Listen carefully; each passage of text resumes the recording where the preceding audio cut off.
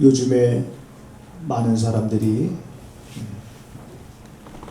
이 땅에 사는 동안 어떻게 사는 것이 정말 행복한 삶일까 고민도 하고, 또 많은 사람들이 노후를 준비를 해야 되는데 어떻게 준비를 해야 되는가, 또 자녀들을 우리가 양육해야 되는데 자녀들을 어디까지 도와줘야 되는가. 자, 이런 문제들이 이제 많은 사람들의 대화의 이제 주제가 되는데, 여기서 많은 사람들이라고 하는 것은 이제 제 나이대가 되니까 이제 그런 제 나이 또래 된 사람들이 그런 얘기들을 많이 하는 걸 우리가 보게 됩니다. 그리고 성경은 또 우리들에게 삶의 어떤 방향을 제시하고 있는가, 정말 어떻게 사는 것이 후회하지 않고 한 번밖에 없는 나의 일생을 정말 잘 살았다 하고 내가 눈을 감고 하나님이 부르시면, 하나님이 오라 하시면 내가 정말 하나님 앞에 이제 가리라, 이런 마음을 우리가 갖고 살아갈 수 있을까. 하나님의 말씀이 여러분 우리들의 삶의 기준이 되는 줄 믿으시기 바랍니다. 아멘. 우리는 이 말씀이 내 삶의 원칙이요, 내 삶의 기준이요, 내 삶의 표준이 되어야 됩니다. 그래서 세상에서는 많은 사람들이 이렇게 해야 된다, 저렇게 해야 된다, 이런 것도 준비해야 된다 이렇게 말하지만, 우리는 성경에서는 어떻게 말하고 있는가에 대해서 더 많은 관심을 갖고, 이제 우리들이 어떻게 살아갈 것인가에 대한 방법을 오늘도 우리가 말씀 속에서 함께 찾아보려고 합니다. 제가 전에 여러분들한테 이런 얘기를 드렸던 기억이 납니다. 그렇게 큰 마을이 아니라 이제 시골 마을인데, 그분이 교회에 다니지는 않는 분인데 전도는 가장 많이 한다. 그래서 아니, 교회도 안 다니면서 어떻게 전도를 많이 할 수 있는가. 당연히 우리가 이런 생각을 갖게 되겠죠. 근데 그분이 뭐 하시는 분이냐면, 그 시골 동네에 하나밖에 없는 이제 구멍가게를 하시는 분이에요. 저희도 시골에서 살 때 구멍가게를 해봐서 압니다. 뭘 하냐면 거의 사람들이 외상을 많이 합니다. 그래서 외상 장부책을 보면은 동네 사람들 이름이 거의 다 있습니다. 누구네 얼마, 누구네 얼마, 누구네 얼마. 그런데 그분도 마찬가지겠죠. 동네 사람들이 많이 외상을 하고 갚는 분들도 있고, 오랫동안 또 잊어버리고 갚지 않는 분들도 있겠고. 그런데 이분이 어떻게 전도를 많이 하게 된 것과 이게 도대체 무슨 상관이 있는가? 우리가 그런 생각을 가질 수도 있겠습니다만은, 어느 날부터인가 이분이 교회를 다니시려면 꼭 이 교회를 나가시길 바랍니다, 이렇게 이제 언어가 바뀌었는데, 그 이유가 뭐냐면 어느 날 그 동네에 이제 목사님이 바뀌었어요. 목사님이 바뀐 이후로 그 교회 다니는, 동네에서 교회 다니는 사람들의 행동이 달라졌다는 거예요. 어떤 행동이 달라졌느냐, 한결같이 외상값을 다 갚은 거예요.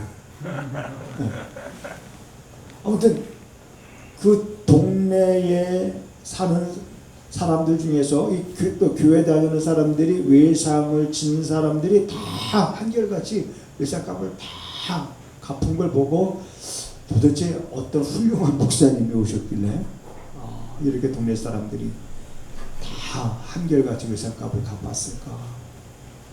그걸 보고 이제 이번에 오신 목사님은 정말 좋은 분이로구나. 그러면서 이제 오는 손님들한테 이제 정말 그 목사님 소문을 내는 거예요. 정말 좋은 분이고 교인들이 달라졌고, 그러다 보니까는 그분이 교회 안 다니면서 그분 말 듣고 교회 찾아오는 사람들이 있고. 저도 그 얘기를 듣고, 야, 참 이렇게 감동을 받았습니다. 우리 성도들의 삶. 저는 가끔 이제 우리 교회 이 가스가 있잖아요, 주방에. 근데 한 3개월에 한 번씩 이렇게 이제 갈아요. 그런데 이제 가스비가 34,000원 정도, 32,000원, 막 그런 데서 왔다 갔다 합니다. 그래 이분이 가스통을 메고 와서, 특히 또 겨울 같은데 무겁거든요. 근데 저하고 나이 거의 비슷할 텐데 그걸 메고 이제 우리 좁은 저 비닐하우스로 들어가서 저 또 뒤로 해가지고 또 이게 너무 고생을 하잖아요. 제가 너무 참 가스 이렇게 갖다 주기 힘드시죠? 그랬더니 아닙니다 목사님, 시골은 다 그래요 그렇더라고요. 어느 시골가 이보다 더한 데도 있다는 거예요. 그래서 가스비 딱 32,000원이면 32,000원 딱 그것만 주는 게 아니라 그냥 35,000원 정도 줍니다. 35,000원. 수고하셨는데 이거 뭐 그 3,000원 우리가 더 주고 안 주고 아낀다고 해서 자 그냥 나가서 우리가 전도도 해야 되겠지만 아니 찾아오는 사람한테 잘하고 찾아오는 사람한테 우리가 주더라도 주고 전도를 하자. 그래서 그분이 계속 우리가 그 가스를 쓰면서 이렇게 이제 제가 늘상 더 주니까 어떤 생각을 했는지 어느 날은 이제 저한테 얘기를 이제 먼저 하더라고요. 자기도 어떤 사람이고 언제 있었고 뭐 어렸을 때 교회 이렇게 다니다가 좀 안 다니게 됐는데 그러면서 이제 교회에 대한 이미지가 이제 그리고 그분이 교회를 다니게 될지 안 다니게 될지 그것까지는 제가 책임을 못 지는 거예요. 어쨌든 그런 마음이 들겠고 동네 사람들이 우리가 정말 배상값을 갚아야 되겠구나 라는 마음이 들겠고 또 연탄을 저희는 뭐 연탄 떼지요, 가스 떼지요, 나무 떼지요, 기름 보일러 떼죠. 4가지를 다 떼요 우리는. 그러면 이 연탄이 이게 이제 배달을 시키면 보통 이제 그분이 혼자 다 하잖아요, 그죠? 그분이 보통 뭐 파는 분이 다 하는 거, 배달까지 다 하는 거잖아요. 그래 와서 한 400장이면 400장, 500장 다 내려놓잖아요. 근데 이제 제가 볼 때는 좀 안타까워서 그냥 같이 저는 합니다. 같이. 근데 이거 힘들어요. 한 번에 이렇게 딱 집으면은 몇 장이 들려나니까 4장짜, 4장. 양손에 4장에 8장. 저보다 그분이 나이가 더 많으신데도 굉장히 그렇게 다 끝내고 나서 이제 제가 식사라도 하시라고 그냥 10,000원을 더 드려요. 10,000원을. 제가 대접하면 좋은데 그냥 가까운 데 가서 식사나 하시죠. 자, 이게 관계를 쌓는 겁니다. 그냥 늘상 나하고 만나는 사람들이고 나한테 필요한 사람들이고 그리고 1년에 한두 번이라도 꼭 봐야 될 사람들이고 이런 관계를 쌓아놓고 그리고 그냥 뿌리는 거죠. 그냥 복음을 뿌리는 거예요. 잘하게 하시는 분은 하나님이시고 그러다가 간혹 이제 필요하잖아요. 그러면 항상 1순위입니다. 이렇게 전화하면은 목사 알았습니다. 항상 이렇게 자, 이런 모습을 보면서 사람이 살아가는데 이게 혼자 살아갈 수 있는 것이 아니라 정말 이런 좋은 관계를 맺으면서 성경은 우리에게 좋은 관계를 맺을 것을 우리에게 말씀하고 있는 거예요. 그래서 여러분이 좋은 관계가 뭐냐면 따라서 하시겠습니다. 삶의 제사다. 좋은 관계를 맺는 것이 뭐냐면 내가 삶의 제사, 다시 말하면 삶의 예배. 우리가 모여서 드리는 것만이 예배가 아니라 우리가 모여서 드리는 이 예배는 내가 삶의 예배를 드리기 위해서 식물 공급받는 은혜의 시간인 거예요. 그래서 이런 예배를 통해서 깨닫고 힘을 얻고 우리가 마음을 굳게 다지고 또 결단하고 나가서는 그런 좋은 관계를 맺는 삶. 그래서 오늘 본문에서는 이렇게 우리에게 말하고 있습니다. 이러므로 우리가 예수로 말미암아 항상 찬미의 제사를 하나님께 드리자. 이는 그 이름을 증거하는 입술의 열매니라. 오직 선을 행함과 서로 나눠 주기를 잊지 말라. 이 같은 제사는 하나님이 기뻐하시느니라. 하나님이 기뻐하시는 이 같은 제사가 뭐라고 말하고 있습니까? 오직 선행과 그리고 서로 나눠주는 것과, 자, 이러한 것이 뭐냐? 우리의 삶인 거예요. 우리의 삶. 자, 잠언에 보면 여러분 선행 그러면 우리는 흔히 이렇게 생각합니다. 착한 일. 맞습니다. 선행이라는 건 뭐냐? 착한 일인 거예요. 그래서 우리들이 선행을 하는 것은 마치 뭐와 같냐면 하나님이 우리에게 꾸이는 것과 같다. 그래서 때가 되면 하나님이 너희들이 선을 행한 것에 대해서 하나님이 갚아주신다. 근데 하나님이 갚아주시는데 하나님은 그것만 갚아주시는 것이 아니라 그 이상을 갚아주신다. 우리가 생각지도 못한 그런 꿈 같은 일들이 그냥 일어나는 것이 아니라 내가 뿌린 씨앗들로 하여금 하나님이 수만 가지의 열매를 맺게 하시더라 이 말이에요. 요 대목에서 여러분 아멘이 나와야 되는 대목이죠. 씨앗을 하나 뿌렸는데 열매는 수도 없이 열매를 맺다. 우리가 그런 씨앗, 선행을 하고 나눠주는 것, 이 나누는 것도 여러분 정말 쉬운 일이 아니지만, 자, 이러한 것들을 우리가 이 땅에 살면서 살아야 될 분명한 이유가 있습니다.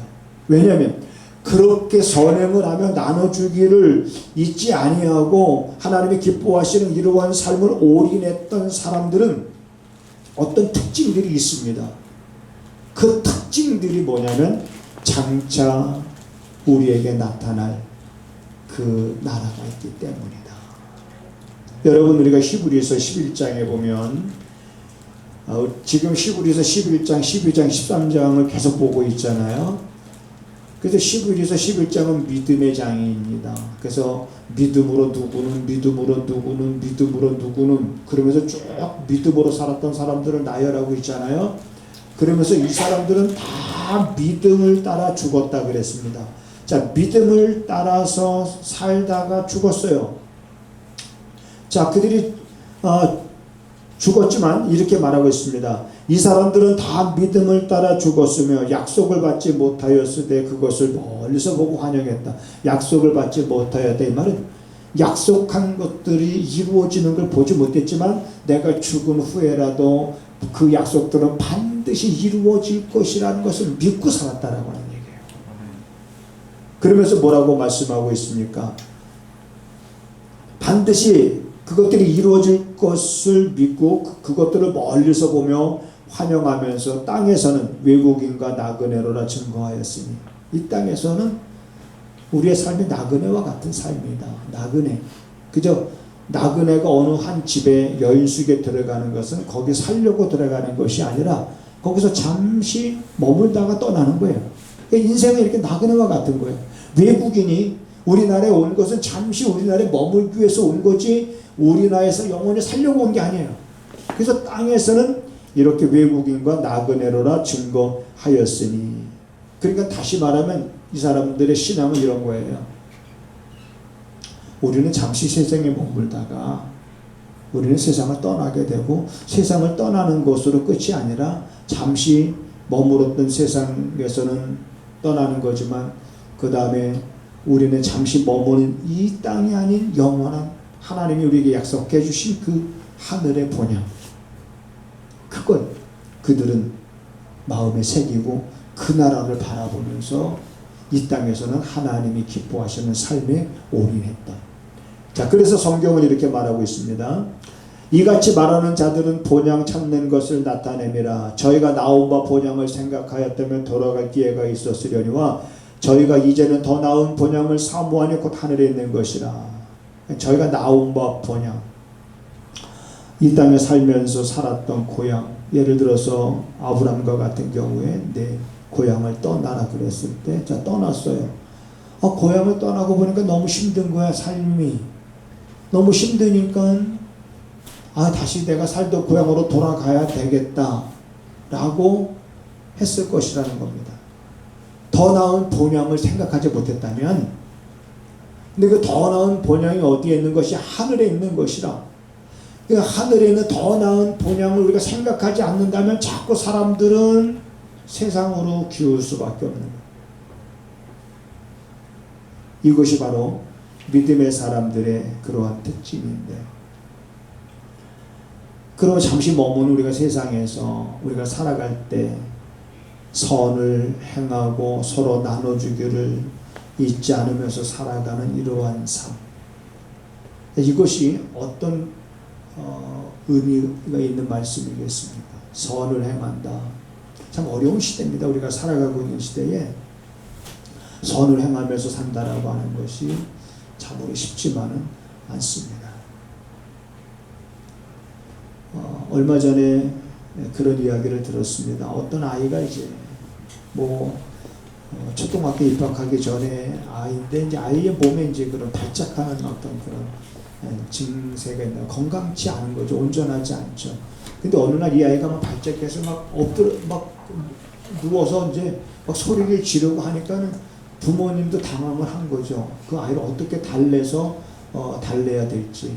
그런데 지나가던 어떤 한 사람이 그 아이가 엎드려져 있으니까는 그분이 자기도 아이처럼 엎드려서 아이 눈높이 맞추면서 그 아이를 이렇게 달래는, 그러면서 그 부모님이 그런 모습을 보면서 굉장히 고마워하고 감사하고, 그랬을 때 그냥 지나칠 수도 있는 거죠. 저 아이가 울든 말든, 저 아이가 저렇게 때를 쓰든 말든 그냥 지나갈 수 있는 거예요.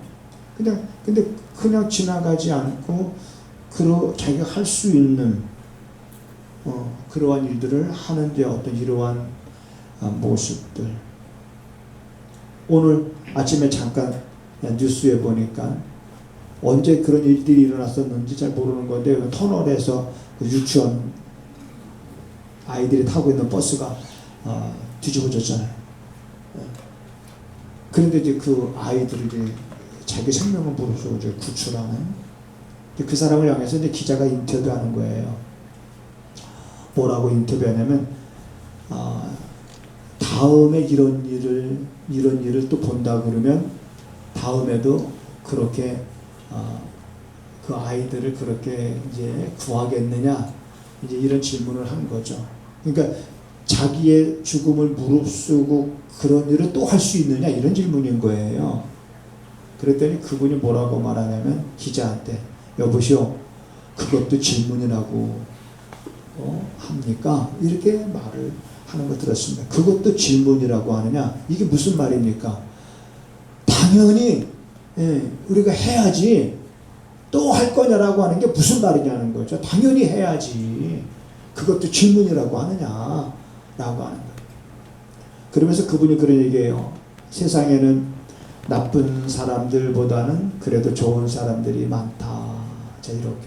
근데 그분이 어떤 신앙생활을 하는지 안 하는지는 모르지만은, 그런 얘기를 들으면서, 내 삶은 나는 정말 내가 일부러 멀리까지 가서 사람들을 도와주고 그럴 것까지는 없죠. 그냥 내 삶의 자리에서, 그래서 삶의 제사라고 제가 표현하는 겁니다. 내 삶의 자리에서, 내 주변에서 우리가 정말 선한 일을 행하고 나눠주는 일을 우리가 행하는 그런 좋은 관계는 누가 기뻐하는 거냐? 하나님이 기뻐하시는 삶이라는 거죠. 여기에 이제 어떤 분이 또 오셨어요. 이제 그분은 이제 천주교를 다니시는 분인데, 근데 시력이 굉장히 안 좋아요. 그래서 이제 장애인들을 운송하는 그 차를 항상 전화를 해서 오게 하고, 또 그 차를 타고 집에까지 이제 이렇게 가는 분인데, 목장을 하시는 분이에요. 근데 굉장히 이제 악기에 대한 욕심이 많아가지고, 이제 색소폰 같은 경우도 이제 이런 프로 이 사람들을 몇 명씩이나 찾아다니면서 이렇게 배우고 하는 분인데 와서 이제 이런 얘기 저런 얘기 이제 그렇게 하는데 그분 얘기가 이제 그런 얘기 가운데 그런 게 있어요. 자기가 어느 날 알고 보니까 나이가 저하고 같아요. 같은데 이제 자기가 어느 날 그런 생각을 했다는 거야. 아, 내 복이 여기까지인가 보다 라고 그런 생각을 했다는 거야. 내 복이 여기까지인가 보다. 그러고서 그 생각이 드는 그때부터 그 이상의 욕심을 내지 않았다라고 하는 그런 말을 하는 거예요. 그래서 자기의 복이 여기까지다라고 깨닫는 것도 굉장히 중요한 거고, 그걸 깨닫고 나서 그 이상의 욕심을 이제 내지 않고 그저 하늘의 이슬을 막을 수 있고 부는 바람을 막을 수 있고, 그래서 내가 잠을 잘 수 있는 곳이 있다 그러면은 참 이것이 정말 감사한 일이라고 생각을 합니다. 우리가 성경에서 그런 말씀을 살펴봤죠. 너희가 있는 바를 족한 줄로 알라. 자, 그렇다면 여러분, 정말 우리들이 이렇게 선을 행하고 서로 이렇게 나눠주면서 좋은 관계를 맺는 것은 100번 얘기해도 쉽지 않습니다. 저도 이렇게 설교를 하고 있지만은 그렇게 살려고 때로는 힘을 쓰기도 노력도 해보기도 하지만은 번번이 그렇게만 살아가지 못하는 그런 모습을 보게 됩니다. 그러지 못할 때는 또 바로 또 후회하고, 아 내가 조금 더 참을 걸, 아 내가 좀 더 양보할 걸, 아 내가 좀 더 조심할 걸, 또 이제 이렇게 이제 자꾸 이런 게 이제 반복되는 거 아니겠습니까? 왜 우리가 힘든데 그냥 내 기분대로, 내 마음대로, 내 감정대로 그저 그렇게 살면 될 텐데, 왜 우리가 그렇게 살지 않고 이렇게 말씀을 내 삶의 원칙으로 삼고 이 말씀대로 힘들지만 그렇게 살려고 내가 애쓰고 노력해야 되느냐? 우리가 사는 이곳이 전부가 아니기 때문에 그렇습니다. 제가 그런 얘기를 했잖아요. 엄마 뱃속에서 10개월이라는 건 아무것도 아닌 시간이 아닌 거예요. 도대체 엄마 뱃속에서 10개월 동안 무슨 일이 일어나고 있는 겁니까? 그 안에서 이 땅에서 100년을 살아갈 것을 준비하는 기간이거든요. 그러니까 엄마 뱃속에서 10개월 동안 여러분 사람이 만들어지는 거 아니에요? 그렇죠? 뼈가 만들어져야 되고, 심장이 만들어져야 되고, 세포가 만들어져야 되고, 모든 신경 조직들이 만들어져야 되고, 그건 그 10개월이라고 하는 그 기간이 꼭 필요한 시간인 거예요. 미리 태어나도 안 되거든요. 꼭 필요한 시간.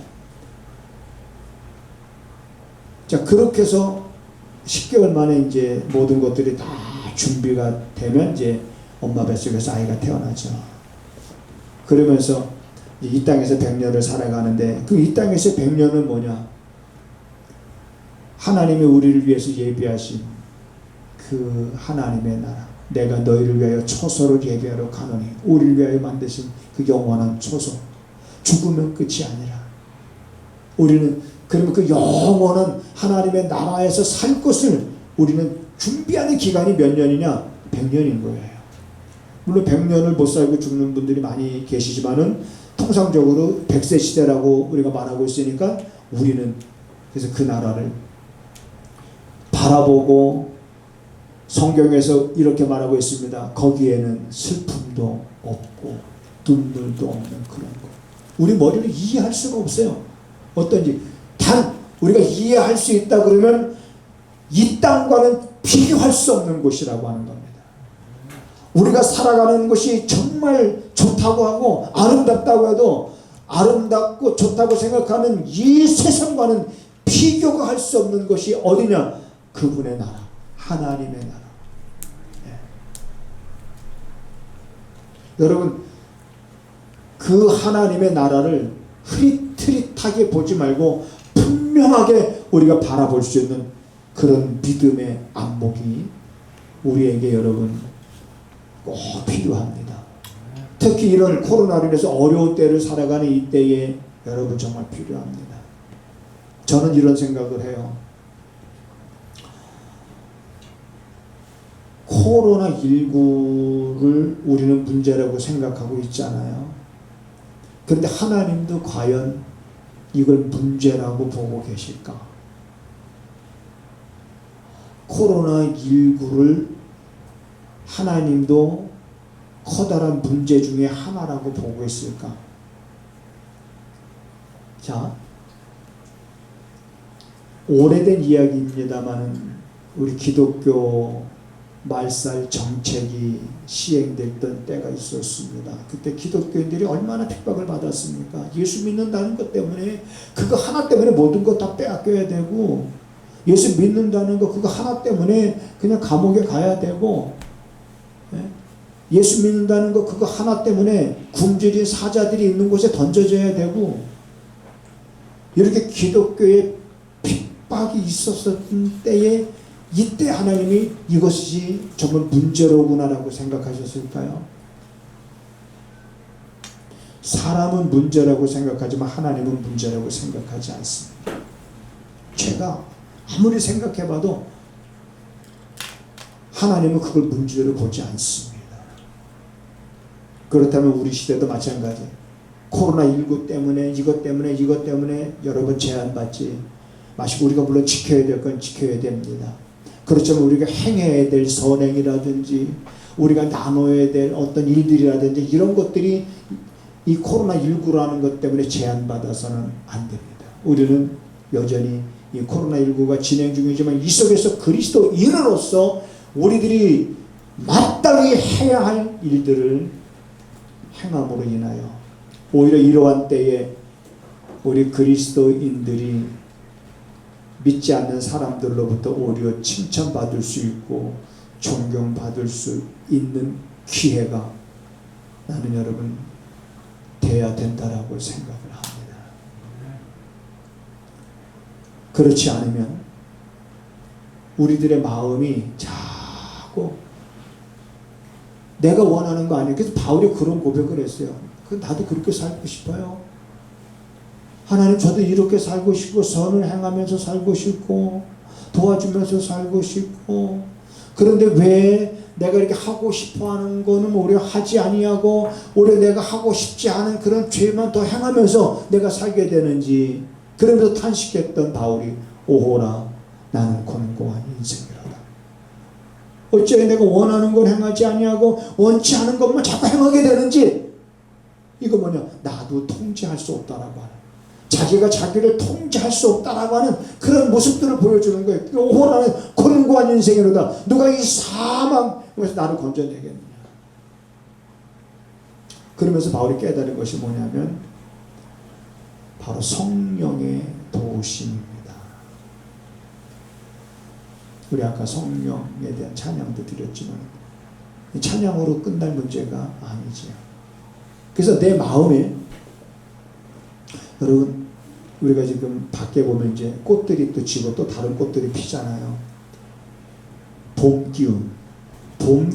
기운에 의해서 이 만물들이 이제는 막 꽃을 피우고 움직이고, 그러다 보니까 우리가 봄은 뭐예요? 생동감이 있잖아요. 막 생동감. 그러니까 막 봄이 되면 사람들이 또 뭐 새로 도전하고 싶고 또 막 나가서 막 보고 싶고 막 이런. 그렇다면 이 봄 기운이 지금 이 우리 겨울에 잠자고 있던 모든 만물들을 깨우고 막 생동감 있게 움직이게 하듯이, 우리는 봄 기운 정도가 아니라 하나님의 기운, 그게 뭡니까? 성령이 너희 안에 거하심을 너희가 알지 못하느냐.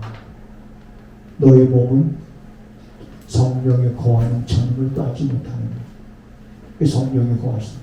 예수 믿는 자 안에는 성령, 그분의 힘, 그분의 능력, 성령으로 말미암아 모든 은사들이 주어지지 않습니까? 성령으로 말미암아 제자들이 담대함을 얻지 않습니까? 성령으로 말미암아 사람들이 죽음을 두려워하지 않지 않습니까? 성령으로 말미암아 맺어지는 열매, 대표적으로 고린도전서에서는 갈라디아서 5장에서는 9가지를 말하고 있잖아요. 첫 번째가 뭡니까? 성령의 열매 9가지 중에서 사랑을 말하죠. 그러면 여러분, 그 사랑이라는 건 뭡니까? 성령의 열매, 사랑은 성령의 열매입니다. 그런데 이 사랑이라는 열매가 어떻게 맺혀지느냐? 내 안에 성령의 충만함 속에서 내가 성령의 인도함을 받을 때, 성령의 말하게 하심에 따라, 나를 움직이심에 따라 내가 순종하며 나아갈 때, 그때 보세요. 사랑은 언제나 오래 참고 참는 게 생겨요. 여러분, 우리가 살아가면서 필요한 것 가운데 하나가 성령 충만인데, 왜 성령 충만해야 되느냐? 성령 충만하니까는 오래 참는 마음이 생겨요. 사랑은 언제나 오래 참고, 사랑은 자기 유익을 구하지 않습니다. 우리가 사랑이라는 노래를 부르면, 사랑은 언제나 오래 참고 온유하며 성내지 아니하며, 우리가